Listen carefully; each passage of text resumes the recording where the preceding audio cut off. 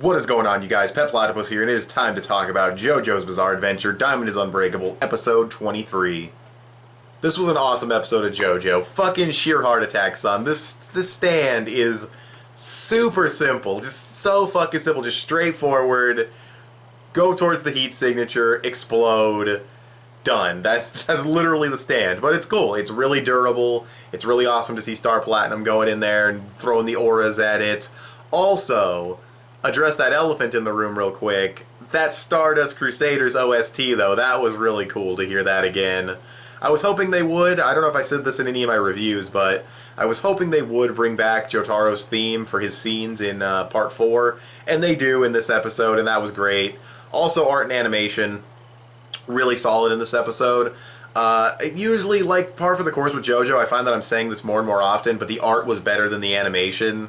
Like, the art's really consistent, really well drawn, really well shaded, and then the movements are fine. You know, there's some moments where the animation looks really nice in this episode, but for the most part, it's just, you know, it is what it is. It's just good animation, really, really good art. And I kind of wish that they would up the animation a bit, but they do draw the characters so detailed, so just maybe lower the character detail a bit and then raise the animation quality. I don't know. It still looks fine, though. Like, I don't have too much of a problem with the animation.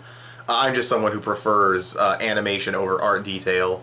I think that, I mean, within reason, of course. I still want the characters to be reasonably on model and not, like, totally fucking drawn like ass. But, you know, you can sack the detail a bit if you want to make the art look really nice. Anyways, though, art and animation, still good. Art was better. Art was really great in this episode. We also get some cool scenes with Kira. You know, his cover's not blown or anything, but he's acting really weird in public, which is obviously something he doesn't want to do. So that's going to piss him off, and now he has to go back and get Sheer Heart Attack himself, because Sheer Heart Attack is currently pressed under I don't know what. Honestly, Echo's Act 3, which I'll get into that in a second. Echo's Act 3 hit him with something, some kind of power, and now he's smashed into the ground. And I read this arc in the manga, but I don't remember the specifics of Act 3's abilities, so we'll have to wait and see. What else happened in this episode? Act 3 happened. Koichi went Super Saiyan again, and Act 3 happened, and he started fighting by himself, and it was cool. Definitely good that he, you know, got some time to shine, because he was a dumbass in the beginning of the episode, just complete idiot, just not listening to Jotaro, and just, yeah, he was dumb. He got Jotaro really hurt. Which is a really cool scene, by the way. The animation was nothing special, but I like the way they depicted the scene of him getting exploded on and everything. Exploded on. Good grammar, Pep Platypus. Really good grammar. No, it was a fun episode, though. I really liked this arc in the manga, and I think the anime is doing it justice.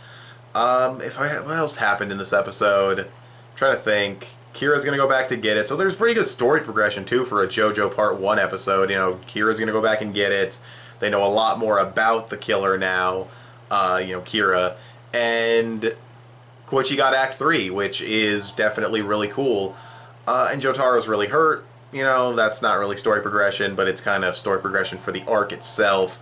He called Josuke, and Josuke knows where to go, so he's probably on his way, so actually a lot of story progression and a lot of things set up for Part 2, so that's really, really good. And that's pretty much the episode. The only other thing I want to mention is the pacing, which was pretty fast, but it worked in that regard. And the only other thing about the the only other thing about the episode that's worth mentioning, and I'm really glad they drew attention to this. I always liked Jotaro's speech he gave in the manga, or not really a speech, I guess, but when he tells Koichi to, instead of just looking around, to like observe everything, and instead of just hearing things, like actually listen and take in your surroundings. I really liked that bit of dialogue in the manga, and it's really cool that the anime actually like put emphasis on it, you know what I mean? Like, they actually, the background changed when Jotaro said it, and they had like the letters across the screen, so that was kind of cool. So yeah, really enjoyed it. Also, Echo's Act 3 can talk, because stands just do whatever the fuck they want, I guess. I don't know. And I still don't know its powers too much yet, but it getting buried in the ground was cool, and it's cool to see how it affected Kira. So yeah, really, really fun episode. Had a lot going for it. One of the best arcs in Diamond is Unbreakable. So yeah, what else can I say? I'll probably give this episode a solid 8.5 out of 10. I thought it was a great episode. And that's it. So what did you guys think of this episode of Diamond is Unbreakable? You can tell me in the comment section below. You can also follow me on Instagram and add me on PSN. I'm Pet Platypus on both. You can also give this video a thumbs up and share it on social media. Both of those would help me out a lot. Subscribe if you haven't already, or if you like what you've seen here, and I'll talk to you guys later. Bye. Thanks for watching.